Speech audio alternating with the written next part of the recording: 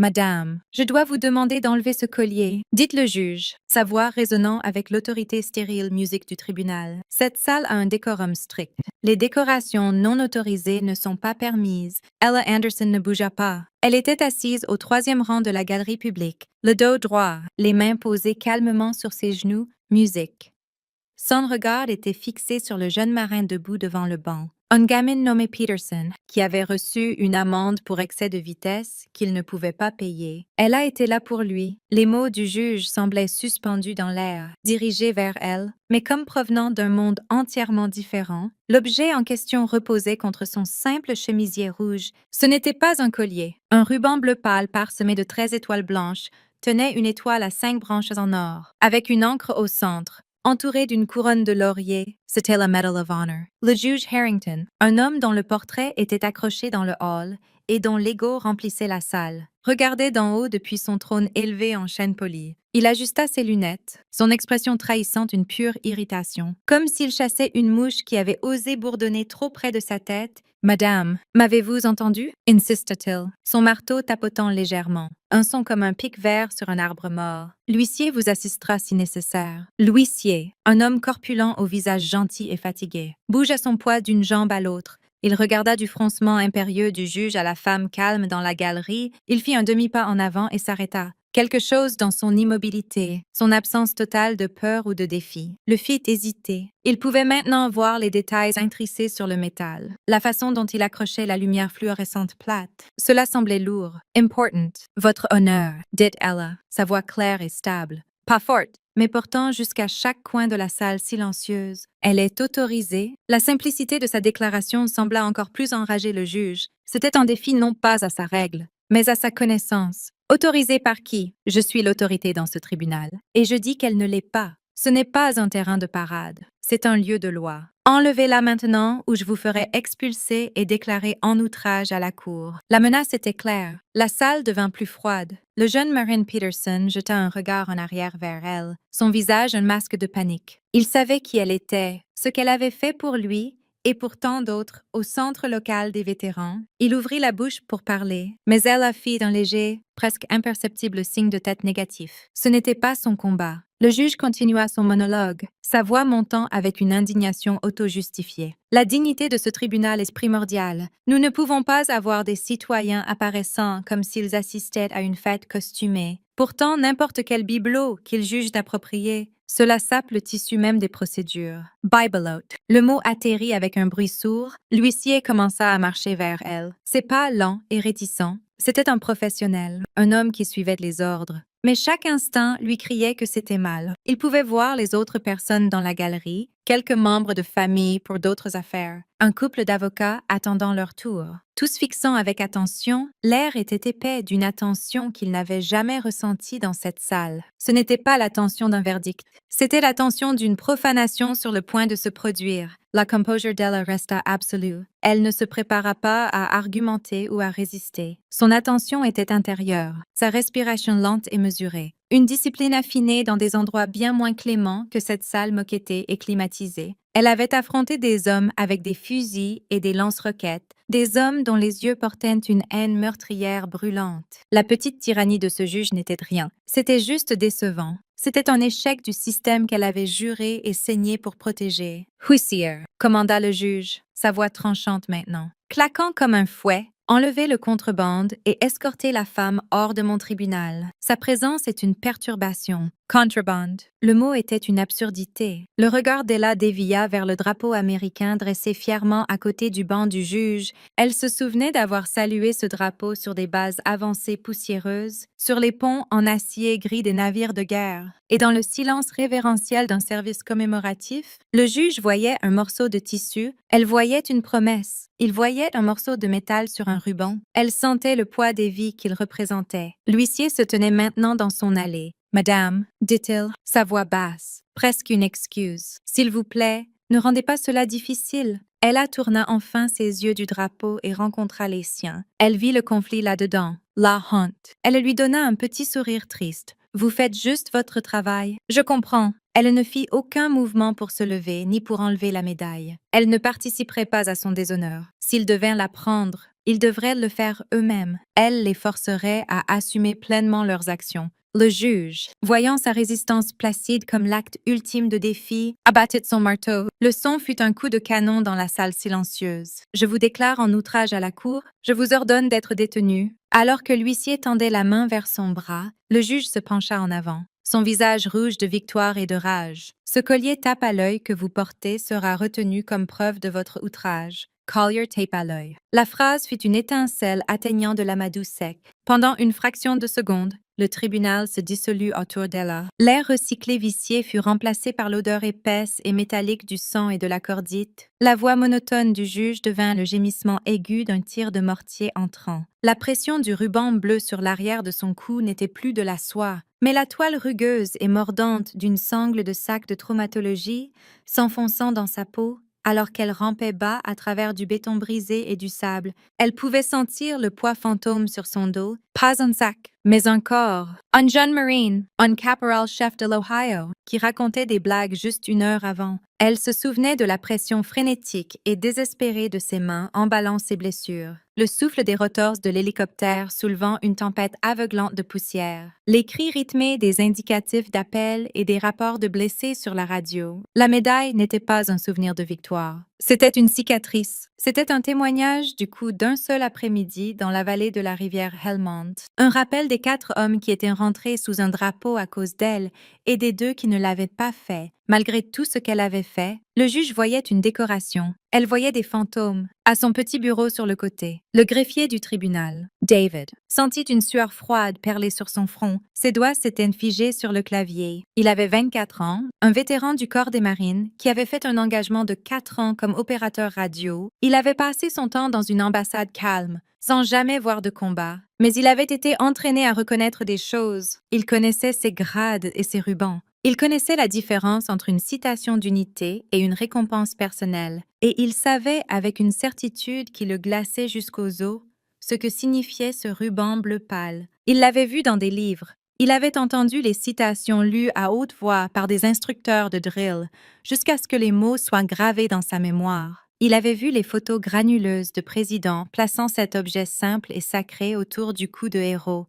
et il regardait un juge pompeux et ignorant ordonner à un huissier de l'arracher du cou d'une femme. Son cœur battait contre ses côtes. C'était mal. C'était une violation de quelque chose de profond. L'ordre du juge de la détenir fut la goutte d'eau. La formation de David, son sens profondément enraciné de l'ordre et du respect pour la chaîne de commandement, lui criait dessus. Il y avait une autorité plus haute que le juge Harrington, et elle était profanée. Pendant que l'huissier hésitait, sa main planant au-dessus de l'épaule d'Ella, les mains de David bougèrent sous son bureau avec une vitesse furtive et désespérée. Il sortit son téléphone portable personnel. Son pouce vola sur l'écran, son esprit parcourant ses contacts. Qui appelez-vous quand le système se brise lui-même? Il n'avait pas de numéro pour le Pentagone, mais il avait le numéro de l'homme qui avait été le sergent-major de sa compagnie dans le corps. Un homme maintenant stationné comme conseiller enrôlé senior à la base navale proche de Coronado. C'était un coup hasardeux, une violation de tous les protocoles qu'il pouvait imaginer, mais il s'en fichait. Il appuya sur le bouton d'appel et porta le téléphone à son oreille, couvrant sa bouche de sa main et se tournant loin du banc. « Master Guns, c'est David Cho », murmura-t-il, sa voix tendue par l'adrénaline. « Désolé de vous appeler comme ça, mais vous n'allez pas croire ce qui se passe. » Le téléphone à l'autre bout fut silencieux un moment. « Cho, qu'est-ce qui se passe? Tu as l'air effrayé. Je suis au tribunal du comté. Il y a une femme ici, une vétérane. Le juge la déclare en outrage. Pourquoi? » David prit une respiration tremblante.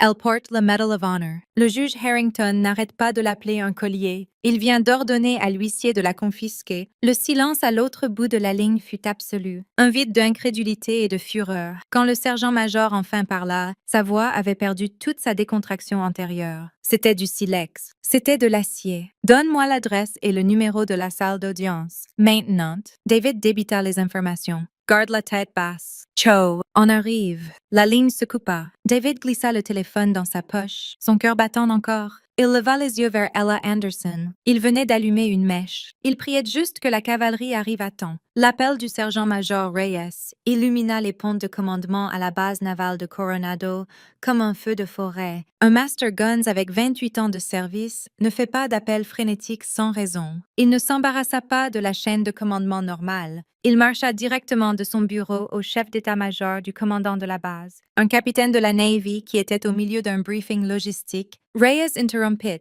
une violation de protocole si grave qu'elle arrêta la réunion nette. « Capitaine, nous avons un problème. » dit Reyes, sa voix un grognement bas. Une récipiendaire de la Medal of Honor est déclarée en outrage par un juge civil en ville. Il essaie de prendre sa médaille. Le visage du capitaine pâlit. Il leva une main vers le présentateur. « Excusez-moi. » Il suivit Reyes dans le couloir. « Êtes-vous certain? » Le greffier sur place est un de mes anciens Marines. Il est certain. Les engrenages de l'institution commencèrent à tourner avec une vitesse à couper le souffle. Le capitaine passa un appel. Non pas en bas, mais en haut, directement au bureau du commandant de la flotte US du Pacifique. L'aide de camp de l'amiral, 4 étoiles, une lieutenant-commandeur jeune mais affûtée, prit l'appel. Ses yeux s'écarquillèrent en écoutant. Elle griffonna une note sur un bloc, l'arracha, et sans un mot d'excuse, entra dans la salle de conférence privée de l'amiral, où il rencontrait une délégation navale étrangère. Elle posa la note face contre table sur le mahogany poli devant l'amiral Thompson. Il lui lança un regard d'irritation tranchante avant de baisser les yeux. Il lut la note une fois, 2 fois.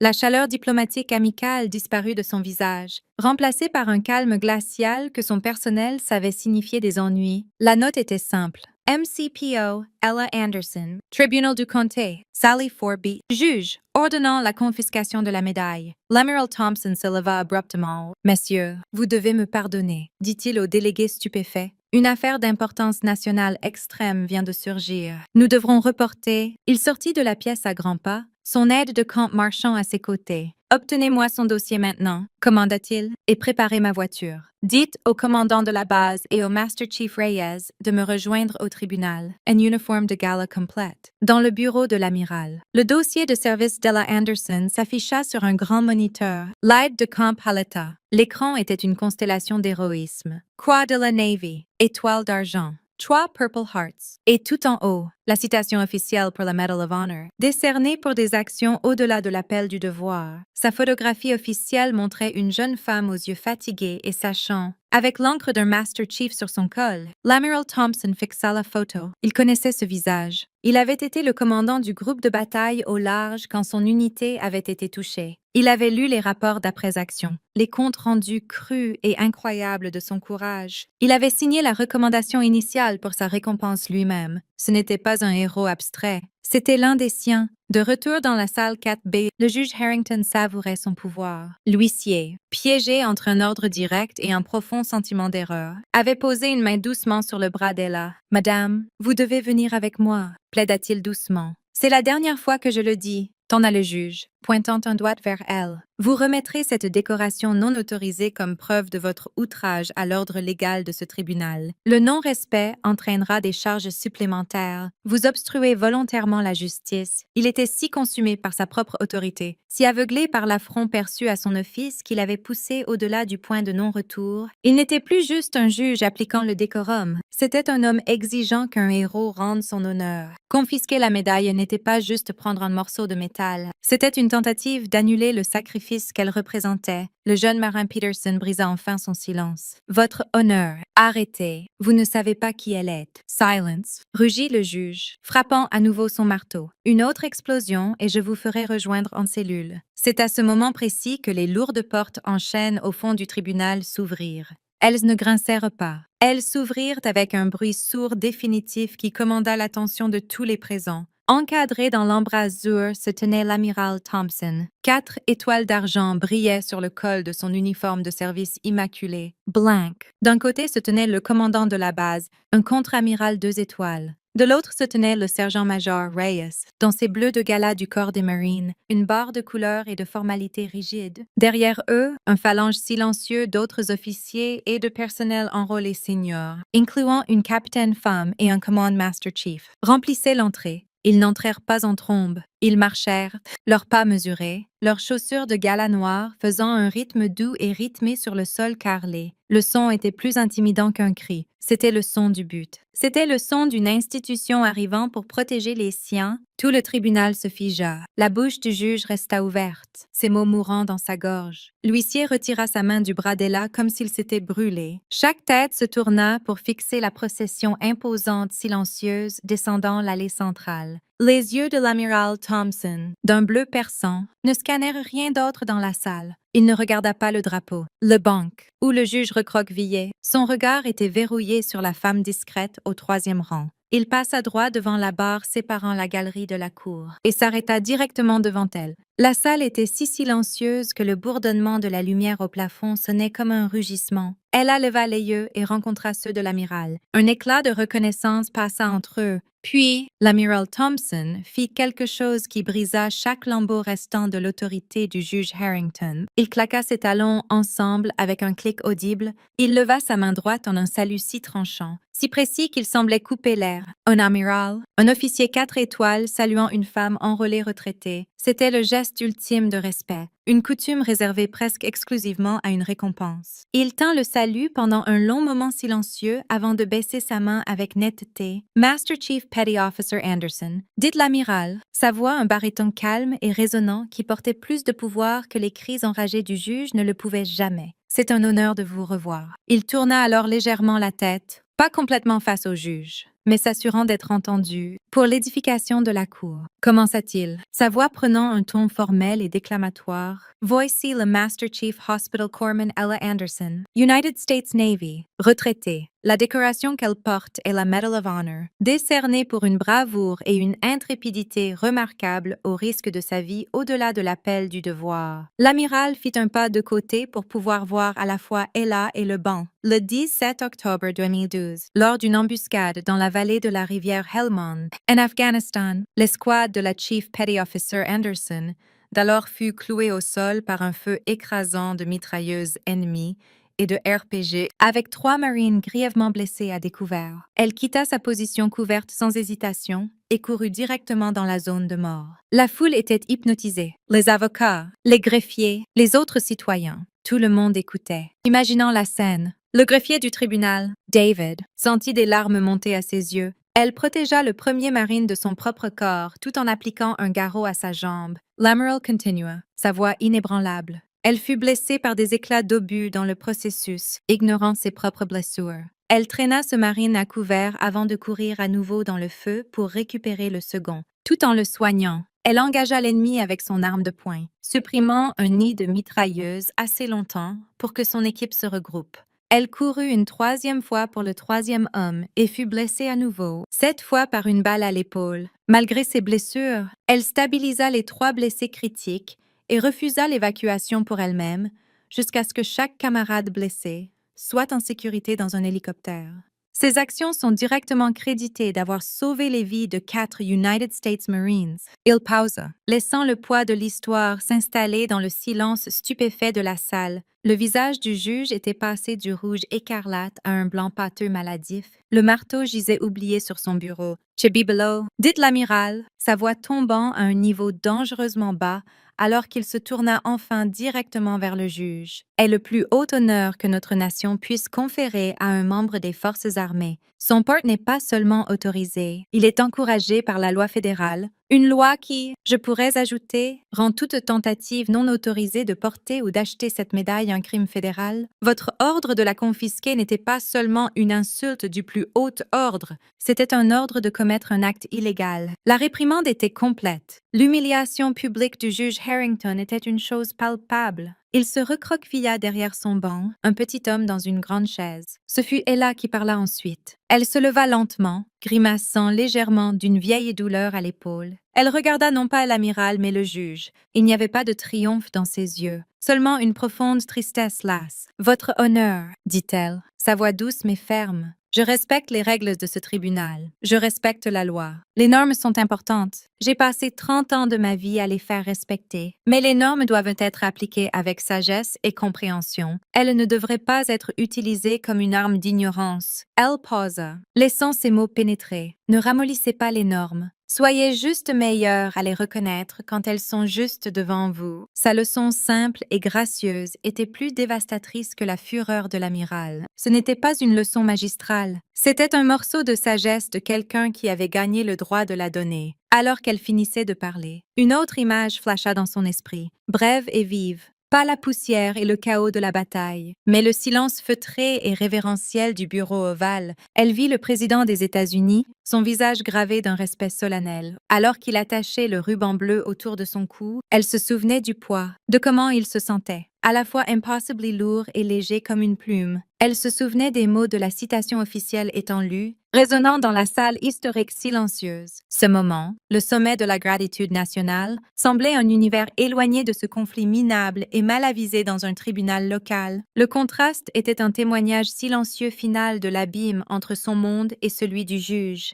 Les retombées furent immédiates et absolues. Le juge Harrington, ressemblant à un fantôme, bégaya une série d'excuses. Il rejeta la charge d'outrage contre Ella. Il rejeta l'amende pour excès de vitesse contre le jeune marin Peterson d'un geste de sa main tremblante. Les procédures pour la journée furent abruptement ajournées. L'amiral Thompson et son entourage formèrent un cercle protecteur autour d'Ella, l'escortant hors du tribunal et laissant le juge Harrington mijoter dans les ruines de sa réputation. Dans les semaines qui suivirent, l'histoire, bien que n'ayant jamais fait les gros titres, se répandit à travers les communautés légales et des vétérans locaux. Le juge Harrington fut formellement censuré par le Conseil de révision judiciaire de l'État. Un nouveau programme de formation obligatoire sur les affaires des vétérans et la compétence culturelle fut institué pour tout le personnel du tribunal du comté. La rumeur disait que le juge lui-même était une force principale derrière la nouvelle initiative. Désespérée de se racheter, environ un mois plus tard, Ella faisait des courses au commissariat sur la base. Alors qu'elle poussait son chariot dans l'allée des conserves,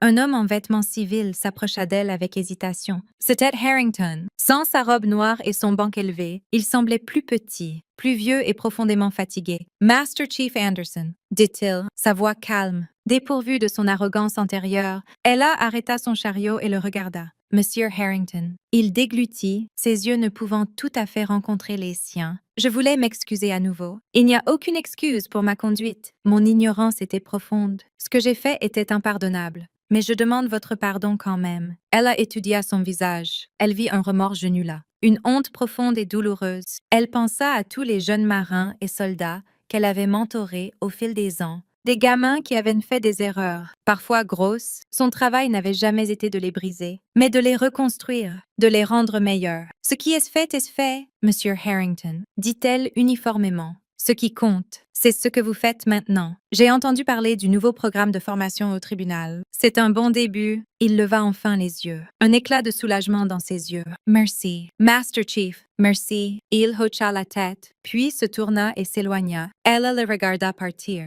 puis continua ses courses. La bataille était terminée. La leçon avait été enseignée et peut-être, juste peut-être, une petite graine de compréhension avait été plantée là où il n'y avait autrefois que de l'ignorance. Nous espérons que cette histoire de courage discret vous a inspiré à honorer le service de tous nos vétérans. Veuillez aimer cette vidéo, la partager avec quelqu'un qui a besoin de la voir et vous abonner à She Chose Valor pour plus d'histoires incroyables de femmes en uniforme.